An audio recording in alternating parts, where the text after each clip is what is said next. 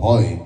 তেতিয়াহ'লে তেখেতৰ শাস্তি মৃত্যুদণ্ড পৰ্যন্তও হ'ব পাৰে সেইটো হ'ল নতুন আইনখনত দিছে এতিয়া প্ৰথম কথা যদি এটা অপৰাধ ধৰ্ষণৰ নিচিনা এটা জঘন্য অপৰাধ সংঘটিত হৈছে থানাত আহি ৰিপৰ্টিং কৰাৰ পিছত তদন্ত হ'ব তদন্ত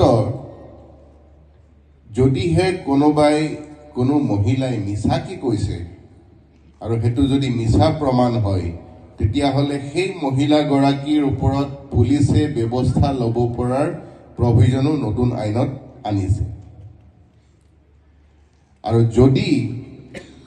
দোষী মানে যদি তদন্তত সঁচা প্ৰমাণ হৈছে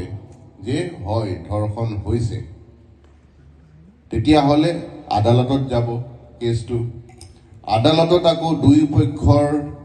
সাক্ষী প্ৰমাণ ল'ব সাক্ষী প্ৰমাণ লোৱাৰ পিছত আদালতে দোষী সাব্যস্ত কৰিব লাগিব আৰু আদালতে দোষী সাব্যস্ত কৰাৰ পিছতহে শাস্তিটো দিব গতিকে সেই শাস্তিটো দিয়াৰ সময়ত আদালতে চাব যে এইটো যিটো ধৰ্ষণৰ ঘটনা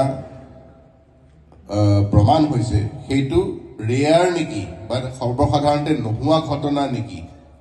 ৰেয়াৰেষ্ট অফ দ্য ৰেয়াৰ বুলি যিটো কয় ইংৰাজীত আৰু তেনেকুৱা ঘটনা যি সৰ্বসাধাৰণতে ৰিপৰ্টিং নহয় এইটো ভয়ংকৰ ঘটনা হৈছে যিটো ঘটনাত যাক দোষী সাব্যস্ত কৰা হৈছে তাৰ জীয়াই থকাৰ অধিকাৰ নাই তেনেকুৱা ক্ষেত্ৰতহে মৃত্যুদণ্ড দিব নহ'লে যাৱজ্জীৱন কাৰাদণ্ডও হ'ব পাৰে বা 15 বছৰ কাৰাবাসো হ'ব পাৰে সেইটো আদালতে ডিচাইড কৰিব